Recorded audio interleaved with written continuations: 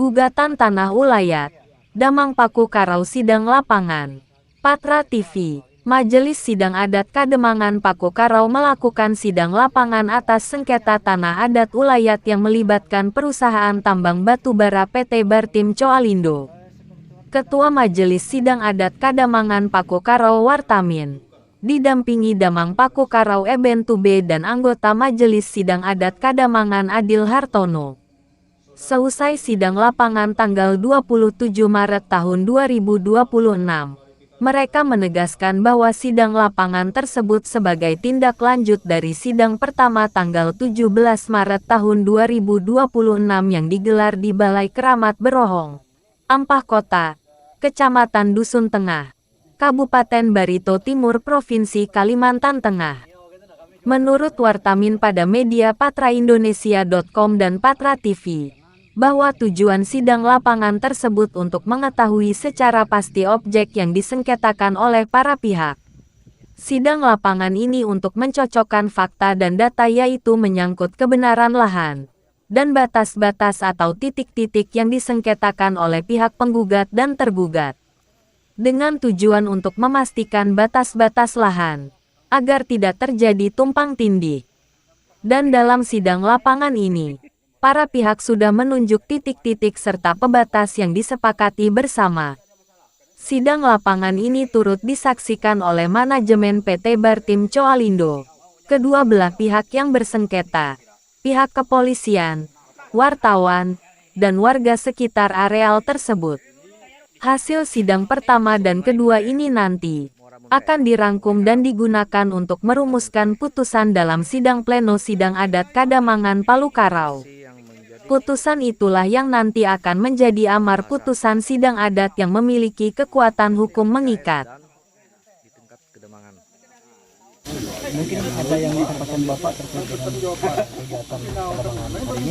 Ya, harapan kami sebagai dari perusahaan PT Bartim, harapannya hari ini bisa penyelesaian. Terus kita mengambil titik dari kedua belah pihak, kita tahu batasnya.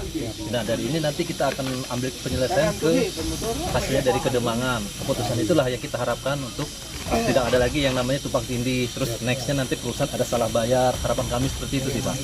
Jadi biar nggak ada lagi masyarakat ada komplain tuntutan kemudian hari. Biar sama-sama enak. Itu kemarin kan dari hasil yang di TKS itu kan ada sekitar 7.037 meter ya? 7.037 meter yang bermasalah.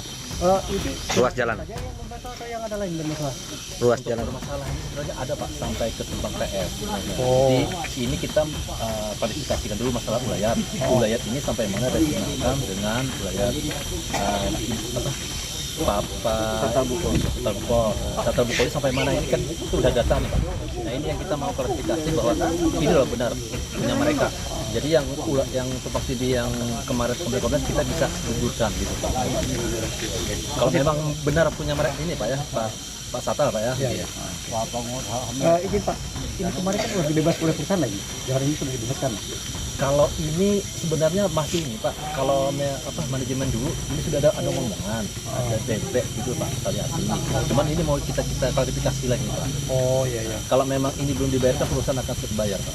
Si perusahaan akan siap bayar. Diperlukan peta dan sejarah dari pemegang wilayah almarhum Jalan Geranya dilanjutkan oleh almarhum Tekut Nyadap yang diwariskan kepada saudara Agus Tanto sebagai anak kandung dari Tekut Nyadap.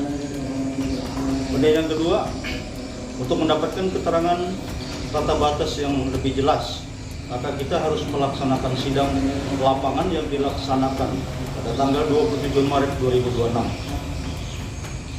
Dan yang ketiga, dari sidang adat yang dilaksanakan pada tanggal 17 Maret 2026 mendapatkan hasil kesepakatan bahwa dua pihak baik penggugat dan tergugat beserta para saksi sepakat untuk menentukan sesuai bunyi dari poin 1 di atas.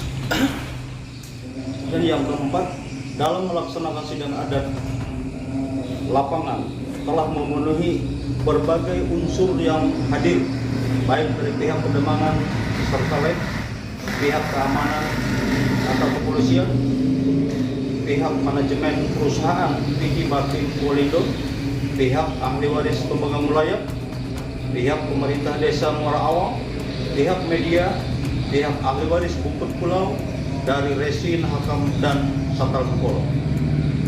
Yang kelima, petunjuk titik awal kami lakukan di lapangan berawal dari Muara Seimunte sebagai patokan dasar dari sejarah wilayah untuk menentukan hak kepada setiap waris bungkut yang akan dibagikan sesuai silsilah keturunan.